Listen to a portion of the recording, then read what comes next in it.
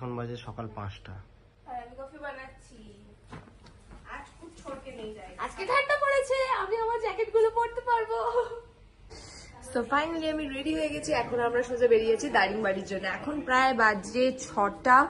তো এখন বাজে প্রায় পুরো 6টা, পাক্কা 6টা বাজে এখন। আর আমাদের 5টায় বেরোনোর কথা ছিল, পুরো 6টার মধ্যেও যে আমরা বেরোতে পারছি তাতেই হ্যাপি।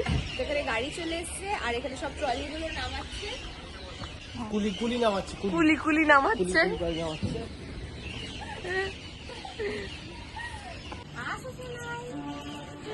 দিদি এখানে আবার জ্যাম জেলি জুটিয়েছে। টাকা নিয়ে আসবো দাদা, কোনো ব্যাপার না। और चार दे दीजिए।